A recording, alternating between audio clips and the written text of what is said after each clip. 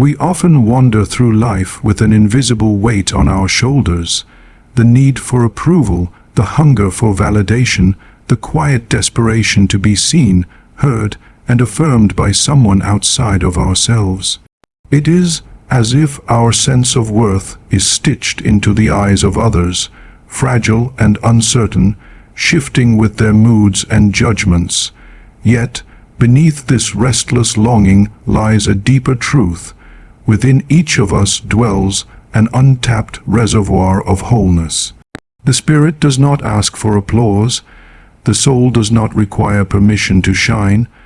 What weakens us is not the absence of others, but the absence of our own presence. We forget that the greatest companionship is the dialogue between our conscious self and the vast, uncharted depths within. To feel good without depending on anyone is not isolation. It is liberation. It is the recognition that the light we seek from the outside has always burned quietly inside. And when we turn toward it, we discover that freedom is not found in the hands of another. It is born in the courage to stand alone, to listen inward, and to embrace the full measure of who we already are. The illusion of external validation is one of the most persistent traps of the human psyche. From the earliest days of life, we are conditioned to look outward for signs that we are enough. A smile from a parent, approval from a teacher, recognition from peers, these become the currency by which we measure our worth. Slowly, almost imperceptibly, we begin to weave an identity not from the depths of who we are, but from the reflections others cast upon us. What we fail to recognize is that these reflections are often distorted, filtered through the biases, wounds, and projections of other people. When we build our sense of self on this unstable foundation, it is as if we are constructing a home on shifting sand. No matter how beautiful it may appear for a moment, it cannot endure because it does not rest on truth. This illusion whispers that if others see us as valuable, then we must be valuable. It seduces us into believing that our worth is negotiable, conditional, dependent on approval, applause, or affection. But the moment we accept this bargain, we surrender control of our inner life to forces we cannot command. One moment of criticism, one glance of indifference, one word of disapproval, and the fragile structure collapses. We feel hollow, anxious, unseen. What we are really chasing is not love itself, but the fragile reassurance that we exist in the eyes of another. It is a hunger that can never be fully satisfied because it seeks fulfillment in a place where it does not reside. The psyche longs for wholeness, for authenticity, for alignment with its own truth. When we make external validation the measure of our value, we betray this inner longing. We place a mask upon our face, smiling when we do not feel joy, agreeing when our spirit protests, conforming to expectations that suffocate our uniqueness. Each time we do this, we silence the voice of the self within, and the silence grows heavier. We feel disconnected, not because others have abandoned us, but because we have abandoned ourselves. The illusion thrives in this disconnection, convincing us that the cure is to run faster toward approval, to work harder for affection, to bend more completely to the will of others. And yet, the more we chase it, the further away we drift from the still point of our being. What makes this illusion so powerful is that it disguises itself as necessity. We tell ourselves that we must be liked to survive, that belonging depends on pleasing, that identity depends on recognition. But beneath these assumptions lies fear. Fear of rejection, fear of invisibility, fear that without the eyes of another upon us, we will vanish into nothingness. This fear is the chain that binds us, and the illusion of external validation is the prison it creates. To awaken to this truth is the first step toward reclaiming our power. It is not the gaze of another that defines us, but the gaze we dare to turn inward, to meet ourselves without judgment, without masks, and without the need to perform for an audience that was never meant to hold the key to our wholeness. Turning inward is the path that many avoid because it feels uncertain, unfamiliar, and at times frightening. The world teaches us to look outward for answers, to measure our progress by comparisons, to find direction in the voices of authority, to seek comfort in the presence of others. Yet the soul does not speak in the language of the crowd. It whispers in silence. It reveals itself in solitude. It emerges when we dare to sit quietly with ourselves without distraction. To turn inward is not withdrawal from life. It is a return to the core of our being, the place where our true essence resides, untouched by the shifting tides of opinion and circumstance. The masks we wear in society often conceal the deeper reality of who we are. We play roles: the dutiful child, the dependable friend, the ambitious professional. Because these roles offer us structure, acceptance, and sometimes survival. But behind the performance, the self waits patiently. It waits to be acknowledged, to be heard, to be seen not through the gaze of another, but through our own honest recognition. This act of turning inward requires courage, because what we find there may not always match the image we have carefully crafted for the world. We may encounter doubts, wounds, forgotten memories, or emotions we have long suppressed. Yet in facing them, we begin to dissolve the illusions that bind us and step closer to authenticity. When we turn inward, we learn that the heart does not need external confirmation to beat with purpose. We discover that fulfillment does not depend on applause, but on alignment with our inner truth. This process is not about rejecting others, but about no longer allowing their perceptions to eclipse our own. It is about reclaiming the authority of our inner compass. Just as a tree grows toward the light not because it is praised, but because it is in its nature to grow, so too does the human spirit flourish when it follows the direction of its own inner light. The inward journey is not linear, it unfolds in layers. At first, it may feel like emptiness, as though without external affirmation, nothing remains. But if we endure the silence, if we resist the impulse to immediately fill the void with noise or distraction, something profound begins to emerge. We start to sense a deeper presence our own. We begin to recognize patterns in our thoughts, the rhythm of our feelings, the subtle guidance of intuition. This presence is not dependent on anyone else's approval because it belongs wholly to us. It is the ground beneath our feet, steady and enduring, regardless of the storms that rage outside. Inward turning cultivates self-trust. It teaches us to listen to the quiet signals of our being, to respect our boundaries, to honor our needs without shame. It reconnects us to the vast reservoir of strength that lies hidden when we are distracted by the chase for external validation. It shows us that we are never truly alone, for within us dwells an inexhaustible source of wisdom and wholeness, waiting only for us to turn toward it with openness and willingness. The shadow as a guide is one of the most misunderstood truths of the human experience. We are taught to run from what we fear within ourselves, to hide our anger, to suppress our jealousy, to bury our insecurity, to deny our pain. These hidden parts of us become what psychology calls the shadow, the aspects of our being that we exile into darkness because they do not align with the image we want the world to see. But the shadow does not disappear simply because we refuse to acknowledge it. Instead, it lingers in silence, shaping our behavior, distorting our choices, and binding us to patterns we cannot escape until we finally turn to face it. To depend on others for happiness often arises from an unexamined shadow. When we fear abandonment, it may be because we have not faced the loneliness within. When we cling to others for validation, it may be because we have buried the voice that whispers we are not enough. These wounds, left in the dark, dictate our relationships, pushing us toward dependency, people pleasing, and cycles of disappointment. But when we bring light into the shadow, when we dare to confront the parts of ourselves we most resist, we discover that they hold not only pain but also profound power. The shadow is not our enemy, it is our teacher. In our anger lies the energy of self-assertion.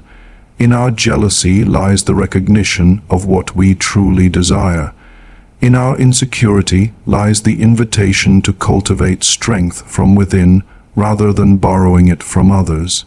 Each fragment of the shadow, when embraced rather than denied, becomes a doorway to greater wholeness.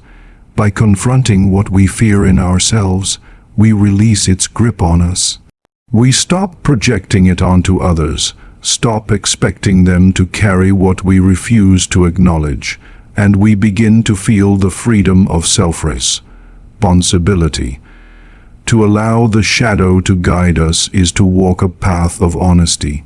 It requires us to admit that we are not always the image we present, that within us dwell contradictions, flaws, and impulses that do not fit neatly into the roles we play.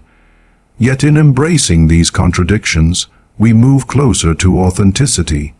We are no longer split between the mask and the hidden self. We become integrated, and in this integration, dependence on others for wholeness begins to dissolve, because we no longer need them to mirror back the parts of us we refuse to see. The journey into the shadow is not easy. It stirs discomfort, it challenges pride, it strips away illusions, but in that discomfort lies transformation. Every shadow acknowledged adds to our strength. Every truth faced deepens our self-understanding. The very parts we once believed disqualified us from worthiness become the sources of resilience and wisdom. The shadow does not demand that we be flawless. It calls us to be whole, and in that wholeness we discover the unshakable ground upon which to stand without leaning on anyone else. Wholeness over perfection is the forgotten truth in a world that constantly pressures us to perform, polish, and prove. From the time we are children, we are told to strive toward an image of flawlessness, to be the best student, the perfect friend, the ideal partner, the model citizen. Perfection becomes the invisible standard, and with it comes a constant sense of inadequacy, because no matter how hard we try, there is always a flaw to fix, a weakness to hide, a mistake to correct. This endless pursuit keeps us chained to the judgments of others, because perfection is not born from within. It is a mirror we hold up to the outside world, hoping they will reflect back approval. But beneath the illusion of perfection lies a deeper, more enduring reality. We are already whole. Wholeness does not mean we are flawless. It means we are complete even with our flaws. To embrace wholeness is to recognize that every aspect of ourselves, our strengths and weaknesses, our triumphs and failures, our light and shadow, belongs to the same tapestry. Nothing needs to be erased for us to be worthy. The cracks in our being are not evidence of our failure, but part of the design through which authenticity shines. The constant striving for perfection breeds dependence. We lean on others to confirm that we have measured up, to reassure us that we are enough. A single word of praise feels like fuel, while criticism becomes poison that shatters us. But when we begin to choose wholeness instead, the cycle breaks. We no longer need external approval to justify our existence, because our worth is no longer up for debate. We carry it within, grounded in the truth that nothing essential is missing from us. Wholeness calls us to acceptance, not resignation, but a clear-eyed recognition of who we are in totality. When we stop running from our imperfections, they lose the power to control us. When we stop hiding our vulnerabilities, they transform into bridges of connection. And when we stop demanding perfection from ourselves, we no longer demand it from others, freeing them from the impossible task of completing us. In that acceptance, dependence dissolves. The shift from perfection to wholeness is not about abandoning growth. It is about transforming the reason we grow. Perfection says, I must fix myself so that I am lovable. Wholeness says, I grow because I am already enough. One path is fueled by fear, the other by freedom. When we choose freedom, we stop chasing an unattainable image and start inhabiting the fullness of who we are. To feel good without depending on anyone, we must release the perfection that keeps us in chains and embrace the wholeness that sets us free. In that wholeness, we become steady, rooted, and self-sufficient, not because we have become flawless, but because we have finally allowed ourselves to be complete. The dialogue with the inner self is the most essential conversation we can ever have, yet it is the one most often neglected. We spend countless hours listening to others, absorbing their opinions, chasing their advice, and adjusting ourselves to fit their expectations. But rarely do we pause to listen to the voice within the quiet, steady presence that carries the wisdom of our entire being. This inner dialogue is not about judgment or criticism. It is about understanding, about creating a relationship with ourselves that is built on honesty, respect, and trust. When we avoid this dialogue, we remain strangers to ourselves. We confuse external noise for truth and mistake borrowed beliefs for our own convictions. In doing so, we hand over the authority of our lives to others, waiting for them to decide our worth, our direction, and even our happiness. But the moment we turn inward and begin to ask, what do I truly feel? What do I deeply need? What does my heart whisper beneath the surface? We reclaim that authority. The answers may not come immediately, but the very act of asking awakens a process of self-discovery that cannot be undone. This inner conversation often reveals things we have long ignored. It may show us the desires we have suppressed to please others, the boundaries we have allowed to be crossed, the dreams we have abandoned out of fear.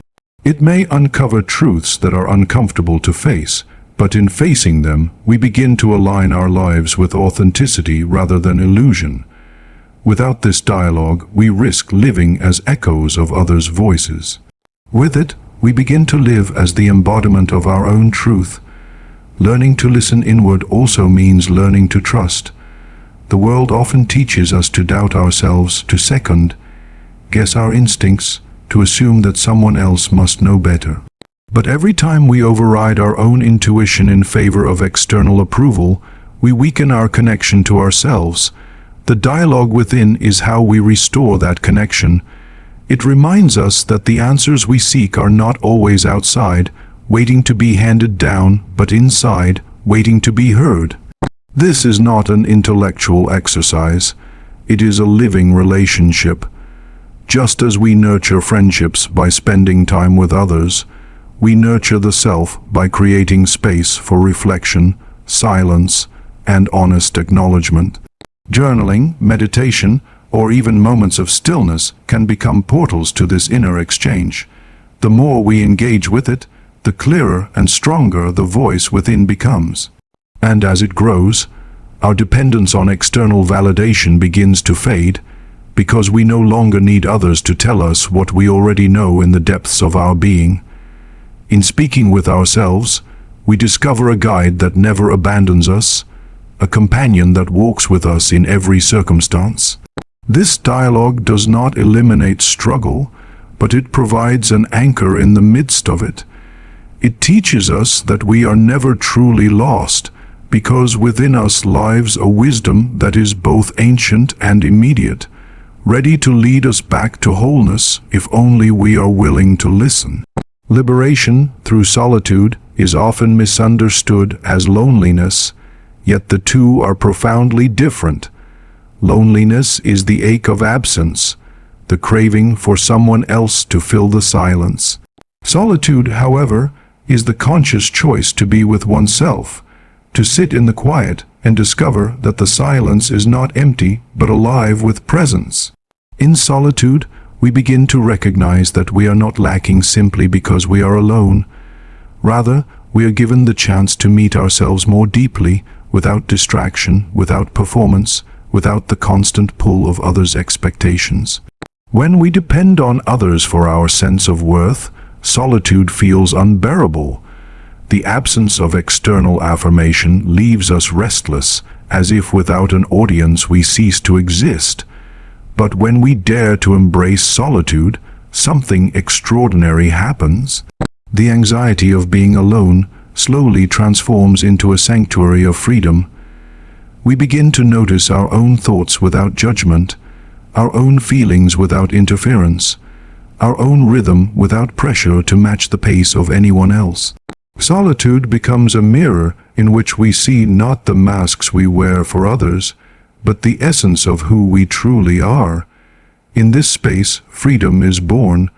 Freedom from the need to constantly explain ourselves, freedom from the hunger for approval, freedom from the fear of abandonment.